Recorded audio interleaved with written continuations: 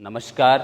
हठयोग की प्रक्रिया में शीर्षासन को सर्वश्रेष्ठ योगासन माना जाता है। इसको आसनों का राजा भी कहते हैं क्योंकि इस तरह के बेनिफिट्स, इस तरह का ये आसन होता है कि आपकी ओवरऑल पर्सनैलिटी में बदलाव लेके आता है, इसलिए इसको आसनों का राजा कहते हैं।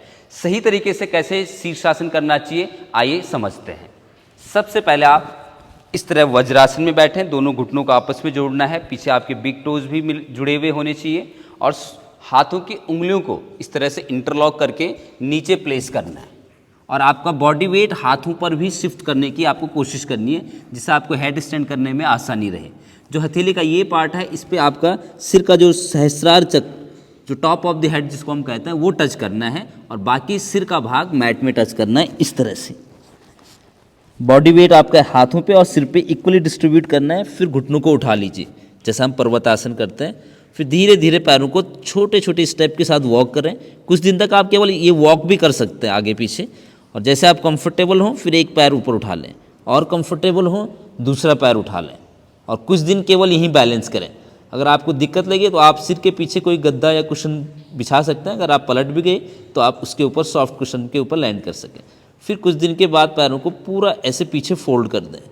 इससे आपके कोर मसल्स इंगेज होनी शुरू हो जाएंगे और फिर बैलेंस मिल जाएगा। फिर बाद में आप सीधे पैरों को ऊपर स्ट्रेट कर सकते हैं। टोज पॉइंट करके रखना है और बॉडी वेट केवल सिर पर ही है, शरीर का भार ना हो, हाथों पर भी हो और शरीर को ऊपर की ओर खींचना है जैसे हम ताड़ासन करते हुए खींचते हैं। तो इस समय जो ब्लड का सर्कुलेशन है वो पूरा सिर की ओर है। तो इस आसन के साथ आपके फेस के लिए बहुत लाभदायक है, बालों के लिए लाभदायक है, आपकी जो है आँखों के लिए, कानों के लिए। तो इस तरह की जो सेंसेज हमारे अपर बॉडी में हैं उनको एक्टिवेट कर देता है। जब आप आसन कंप्लीट करते हैं तो उसके बाद फॉलो अप पोज है। हल्के घुटने खोलिए, ट्रायंगल शेप बनाइए इस तरह से और एल्बो बेंड करके नीचे सिर को लगा दें। कम से कम 10 सेकेंड इस तरह की पोजीशन में आप रुक सकते हैं।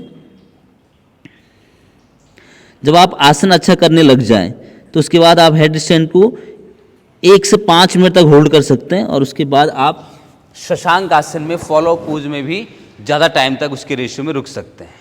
और इसके बाद जो काउंटर पोज शीर्षासन का वो है ट्री पोज, वृक्षासन। खड़े उठ जाना है और दोनों साइड से अभ्यास होगा ट्री पोज का और इस तरह से हम ट्री पोज को होल्ड करते हैं। तो शीर्षासन के बाद शशांक आसन फॉलो अप पोज है जिससे ब्लड सर्कुलेशन रिलैक्स हो जाए। और फिर जो काउंटर पोज है वो ट्री पोज है जो आप राइट और लेफ्ट दोनों से कर सकते हैं।